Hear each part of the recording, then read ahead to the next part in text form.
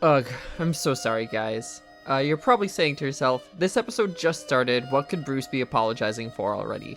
And what I'm apologizing for is the train wreck of a deck I ended up putting together today.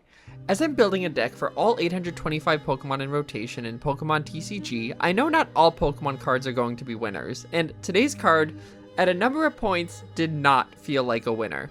With that out of the way, let's get this show on the road.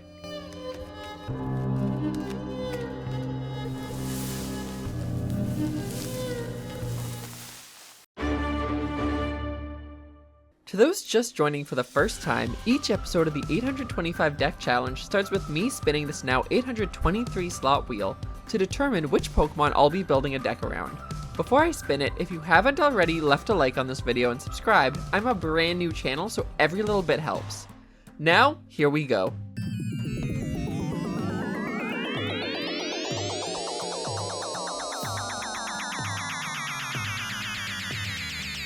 Nosepass.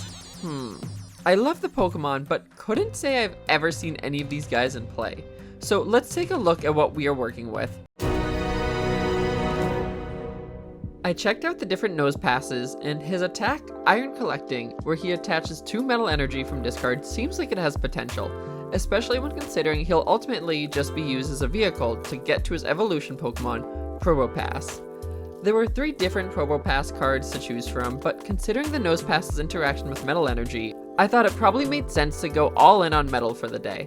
Slightly off topic, and one of the few positive things I'll have to say about this Pokemon today, I actually love the design of it, and the art on the cards for Probopass and Nosepass are super cute. Look at this Nosepass with his little flower. Let's take a look at the Metal Probopass's attacks. Triple Nose, which is a 2 energy coin toss move that does anywhere from 0 to 120 damage. Then Iron Buster, 160 damage for 3 energy, and the Pokemon can't attack on the next turn. With these attacks less than desirable, Probopass would need a lot. I next went to my trainer cards to see if there were any trainer cards that would support Metal Pokemon specifically, and only 2 cards came up in my searches, one of which just benefits Pokemon attacked by Metal Pokemon.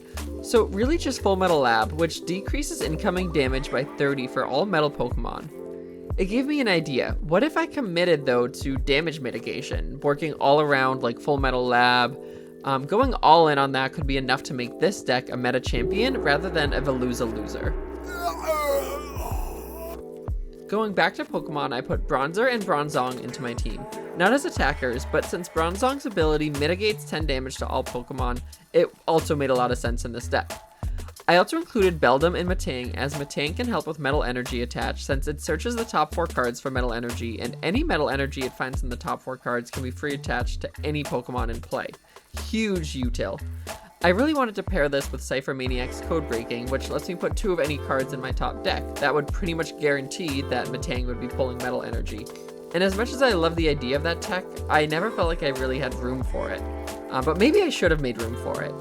As far as other Pokemon, I went with Varoom and Revavroom, whose ability lets me discard a Metal Energy and draw my hand up to 6 cards. With these 4 Stage 1 lines, I felt like I had a solid foundation. As for trainers, I included both Rigid Band and Defiance Band to help with an additional damage mitigation, as Defiance Band mitigates 40 damage if down on prize cards, and Rigid Band mitigates 30 damage when attached to a Stage 1 Pokemon. Then if that wasn't enough, Jasmine's Gaze, which is a supporter that exists I guess, also mitigates 30 damage done to all Pokemon on your opponent's next turn. So if I had the stars aligned, I could be mitigating around 90 to 110 damage per turn. Perhaps even more if my opponent was running a move that damaged multiple Pokemon. I went with Hyper Aroma as my ace spec to get my Stage 1 Pokemon out. I also had Arven to help retrieve Hyper Aroma or some Buddy-Buddy Poffins along with one of the damage mitigation tools I was running. Tossed in some Boss's Orders, Ionos, and Super Rods, and baby I had a stew going. I filled up the rest of the deck with 10 Metal Energy and was off to the races. I had a clear plan in mind, but the best laid plans get foiled, or something like that. I actually don't know what the saying is, but it has something to do with good plans not working out. The best laid plans get crushed or something. I don't know what it is. But that's what was happening here. My first matchup in Casual was against a not-so-casual deck, Joltik Box, a deck that in one turn can pretty much set itself up for some easy multiple prize KOs using Iron Hands Amp You Very Much, which does 120 damage and takes an additional prize on KO. I thought I may actually stand a chance here with my damage mitigation in play, but with a bench full of mostly basics and not a lot of draw power at my current disposal, I was sort of just stuck there, and I dreaded the beatdown coming my way, but the beatdown never came because the opponent conceded, which I'm sure was because of how scary my deck was beginning to look. The next matchup came, and this time it was Marnie's Grimmsnarl / Frostlass. The cards came to me a bit easier this time around, with Arven in my starting hand and me going second. I was able to get Hyper Aroma out to get my stage 1 Pokemon ready for evolution on my next turn, and even though my opponent used Budu on their turn in an attempt to stall, there was no stopping this Probopass train from coming down the tracks. It was time for his special move, and Budu was about to get annihilated.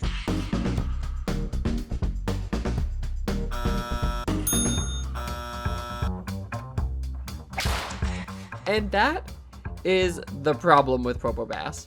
After 3 turns, only just barely clearing the Budu feels bad, especially when you know on the other side Grimmsnarl's coming to beat you up. Now this matchup showed me a little glimmer of hope. They had opted to boss up and kill the Bronzong on my bench instead of focusing on the Probopass, which meant I'd be able to attack again on my next turn. And attack I did, but I still had no draw from Metang, and my damage mitigation, the focus of this deck, was not high.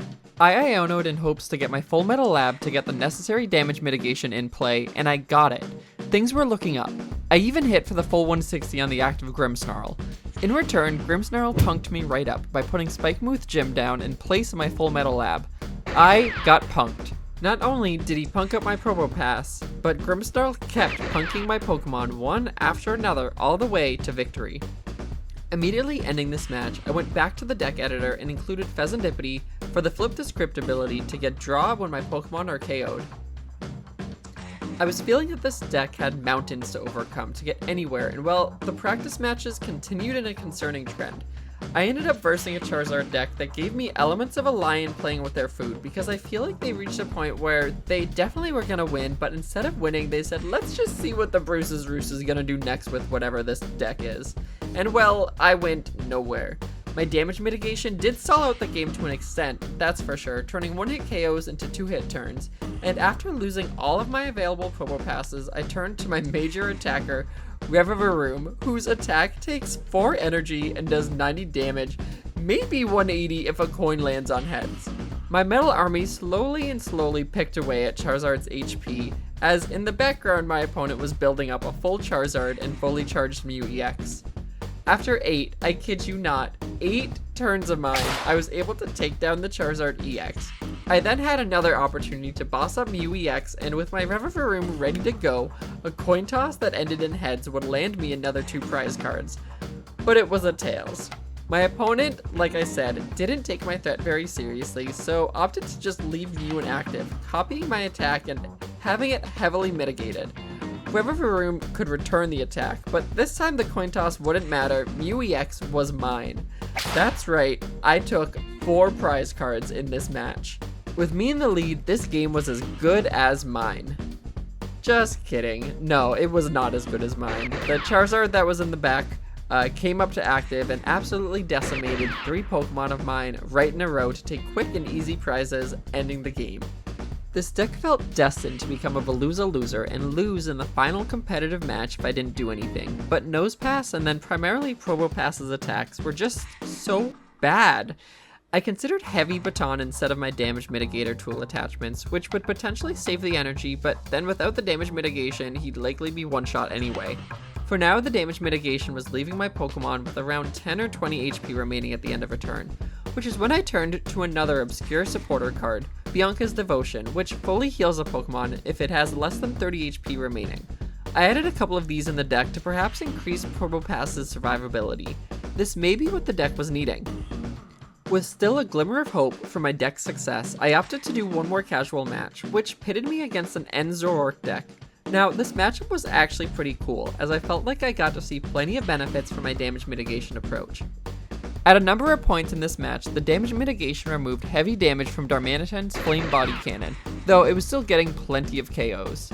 Again, like my other matchups, it definitely prolonged things, but with the Zoroarks going in and out of active, any damage I was putting onto them, in fact, only made things worse, since leaving damage on Enzoroark opens up a high damage return attack copied from En's Reshiram, whose attack Powerful Rage does 20 times damage for each damage counter on the Pokemon performing the attack, leading to what was a 6-0 match, with me obviously losing. I just kept staring at this deck in editor and seeing potential, seeing the pieces work, understanding how it could come together, but in playing it just fell apart. And I was getting to the end of most of these matches with my deck numbers so low, which meant most of these pieces were coming out and being played in the game. So it's not like I was getting bricked, they just weren't doing enough. With the deck finalized as best as I could, I decided to just rip off the band-aid and head into competitive, as a loss there would lock this deck into what I felt was inevitable, dubbing it a Veluza loser. Starting my Fezandipiti EX inactive, I was going first with a very, very strong opening hand. My 2 Buddy-Buddy Poffins and 2 Probopasses, plus an energy to allow me to attach and retreat Fezandipiti EX from active, and throw a Bronzor up there as a sacrifice. Just as I got my bench set up, my opponent took their turn to do the same, filling it to the brim with Hoots, an Eevee, and a Terrapagos EX. So they'd be running an Eevee Terra deck with some Terrapagos, it looked like. On my turn, I knew I needed to get Nosepass out, so I opted to Iono, which did give me a Nosepass, but took away my Evos. This was okay though. I used the turn to generate more energy using Metang's Metal Maker, build up Nosepass, and increase my hand using the active Bronzor's hand draw. My opponent saw the value that Metang was about to bring, so bossed him up and took him out right away, along with placing Area 0 down to increase their bench even more. If I was going to stand any chance, this would be the time. I needed a Probopass on this turn, and looking at my hand, I Iono'd hoping to bring Probopass to the top, and still nothing. Flip the script maybe? Still nothing. I had 4 energy in hand and couldn't do much of anything, so I put an extra energy onto the active Nosepass, the guy who brought us all here today, and let him hit big for his 30 damage times 2 because of Terrapagos' weakness to fighting types. To no surprise, the Nosepass inactive was swiftly dealt with by the Terrapagos in response to that massive 60 assault he had just landed. I spent the remainder of the matchup just hoping for things that never came. Maybe I could get Full Metal Lab to at least upset the large bench on the other side? I did manage to get Hyper Aroma through Arven, so I could evolve up Nosepass to Probopass and get some of my other bench Pokemon evolved. I still couldn't attack though. My opponent then bossed up my Fezandipiti and destroyed my hand draw even more. I started this next turn with 11 cards in hand. 11 cards in my hand. But like I had said earlier, where had all my cards gone? What did I even do this match? 60 damage to Terrapagos and that was it? Pathetic. Straight up pathetic. Even when Probopass could finally attack, he did this. In retrospect, looking back at his triple nose attack, there wasn't a single time I saw him hit all 3 of his coin flips in all matches I played. Guy hit for an average of like 50 damage per move. Flareon came in for Terrapagos and just cleaned up, putting this horrible deck and terrible card out of its misery. Thus, losing me the match, it was certainly a Veluza loser. But hey, you can't win them all, and this was still a ton of fun. In retrospect, there was a lot I wish I had tried differently, and heck, Probopass is still on the wheel, so I'll have a second chance eventually. I'm so curious though what any of you think. How could I have saved this card and deck? Any way I could have made it viable? Should I have gone in a different direction? Thank you so much for tuning in, and I can't wait to spin this wheel again and catch you next time in the 825 deck challenge on Bruce Builds Decks.